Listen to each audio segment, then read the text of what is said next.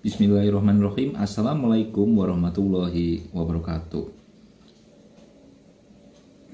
Di pagi yang cerah, semoga harapan positif untuk kita mencari nafkah seiring dengan pola pikir yang sehat, selamat, produktif, agar kita bisa bertemu dengan keluarga tercinta sepulang dari bekerja. Obsesi kita pagi ini saya fokuskan mengenai bagaimana mencegah kecelakaan menabrak dari belakang. Ini di area tambang. Kasus kecelakaan menabrak dari belakang kebanyakan melibatkan kendaraan beroda karet, baik kendaraan sarana, unit light truck, kemudian unit hauler batu bara, baik itu bertipe heavy duty ataupun juga pengangkut batu bara. Nah, kalau kita tidak lakukan pengendalian dan juga upaya pencegahan, maka bisa saja hal ini membuat kita kalang kabut memperbaikinya karena ada hal yang tidak dilakukan dengan baik dari sisi aspek kesehatan, keselamatan, dan lingkungan kerja. Sebelum kita lanjut, jangan lupa subscribe, like, and share untuk mendukung terus channel ini. Baik, kalau dari sudut pandang operasional, ada beberapa skenario kecelakaan yang bisa terjadi akibat kecelakaan menabrak dari belakang, di mana beberapa hal yang bisa berkontribusi yaitu berhentinya di jalan tambang alat tersebut, baik karena rusak atau berhenti melakukan sesuatu operatornya. Yang kedua, berhenti di simpang jalan, entah itu untuk memberi jalan ataupun berhenti karena stop sign yang harus kita patuhin. Atau yang ketiga, kejadiannya berjalan beriringan nih atau traveling. Nah, kalau kita pahamin sama-sama, kecelakaan pastinya menimbulkan banyak ya dampak yang bisa terjadi, entah itu kerusakan alat, cedera berat, fatal accident, orangnya terjepit, dan kalau kita bicaranya mengeluarkan dana sangat-sangat luar biasa banyak kalau bisa lihat dari satu kecelakaan saja. Sehingga kita harus melakukan pengendalian meskipun sederhana. Saya rasa poin ini kita bisa lakukan dengan baik untuk mencegah terjadinya kecelakaan. Yang pertama adalah jangan sampai kita berhenti di jalur jalan yang aktif. Poinnya berhenti dalam artian bukan karena saat cuaca hujan, di luar kasus rusak di jalan tambang atau jalan hauling, ataupun juga di luar kondisi atau situasi pengamanan blasting atau blocker untuk mendapatkan material batu bara, sehingga harus diledakan material tanahnya terlebih dahulu untuk aspek efisiensi dan produktivitas. Nah, dalam kondisi tertentu, apabila terjadi alat rusak di jalan hauling, maka kita harus melakukan penanganan dengan baik agar tidak terjadi kecelakaan menabrak dari belakang. Beberapa yang bisa kita lakukan antara lain yang pertama adalah menyiapkan fasilitas atau parking base ataupun secara umum tempat pemberhentian. Tentunya hal ini harus disurvei berapa kebutuhannya untuk jalur muatan ataupun juga jalur kosongan. Hal ini supaya meminimalkan kasus tabrak belakang yang selama ini pernah terjadi dan melibatkan kecelakaan dengan situasi sangat ekstrim ya, bahkan terjadi fatal accident.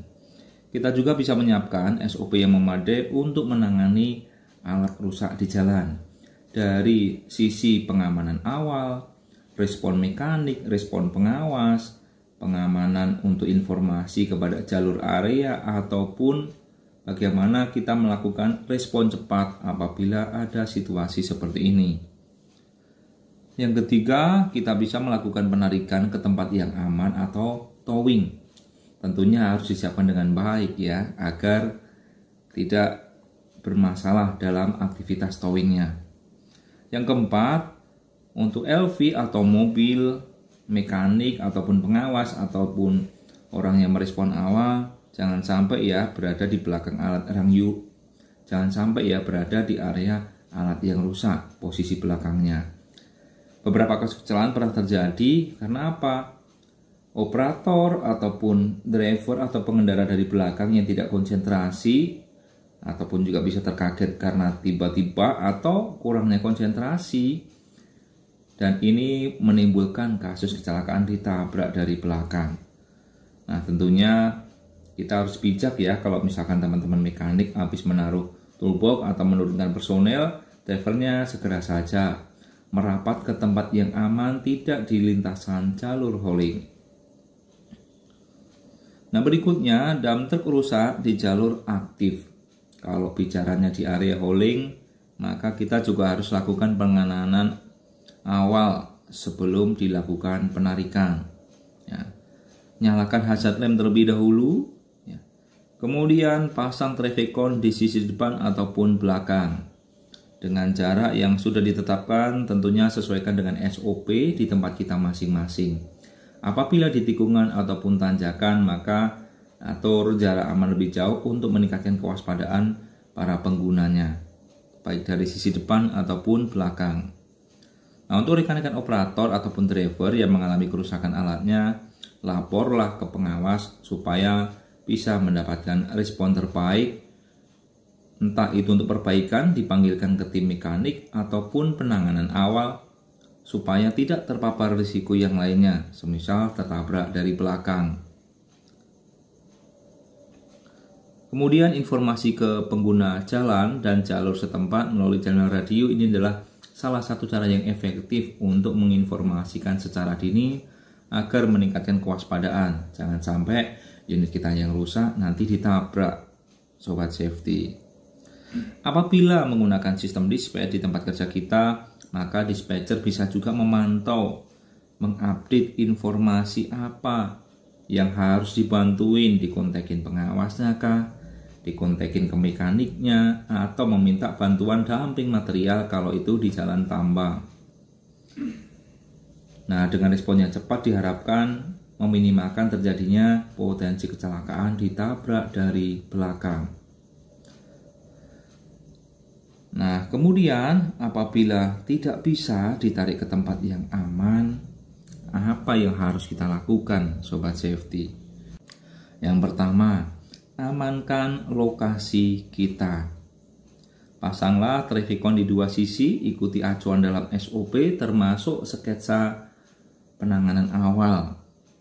Yang ketiga, pasanglah lampu penerangan atau tower lamp di sekitar alat yang rusak apabila cuacanya gelap atau terjadi pada malam hari.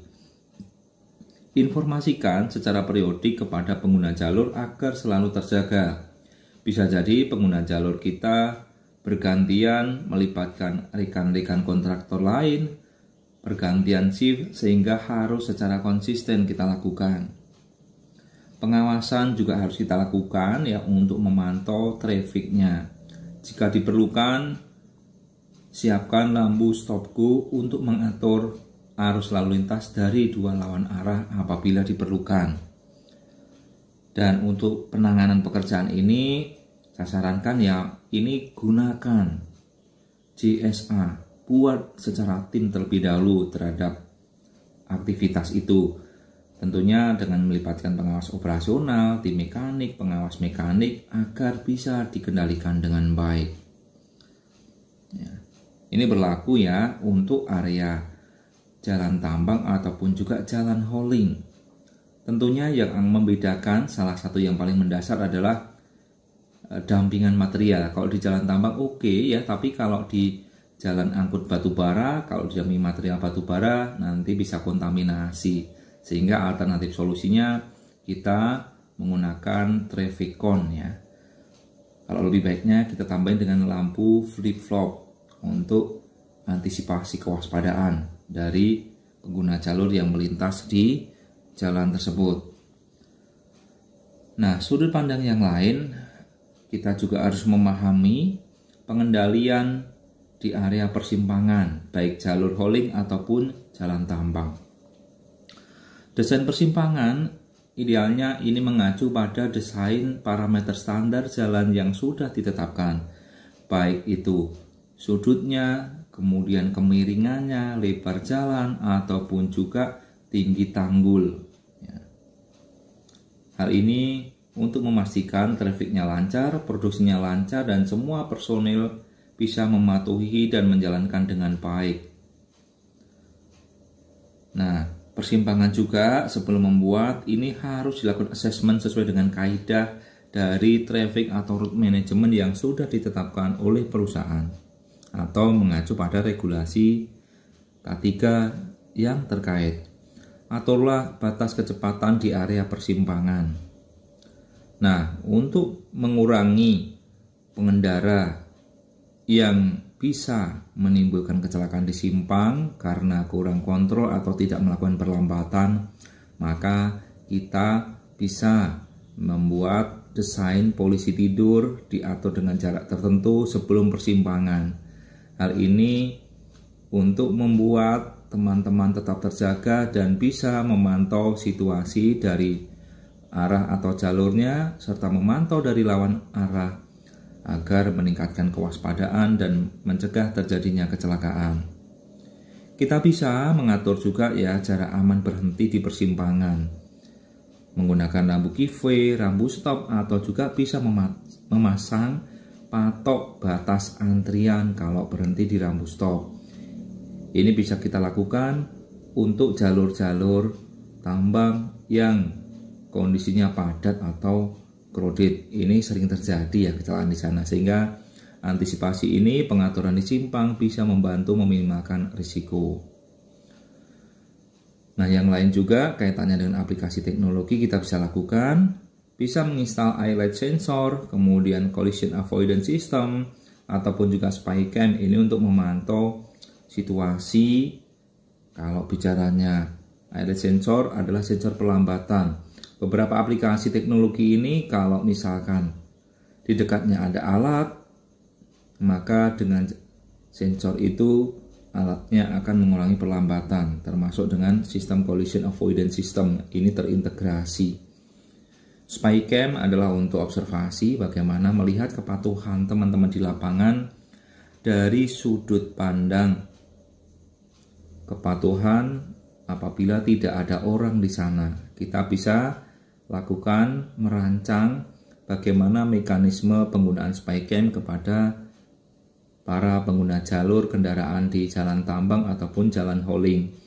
Bagaimana sosialisasinya terlebih dahulu, bagaimana jika terjadi pelanggaran, termasuk juga penindakan atau konsekuensi apabila ditemukan pelanggaran dari hasil download data spy cam yang ada. Demikian video ini kita sampaikan, mudah-mudahan bisa membantu mencegah kecelakaan alat baik di jalur hauling ataupun jalur tambang menabrak dari belakang.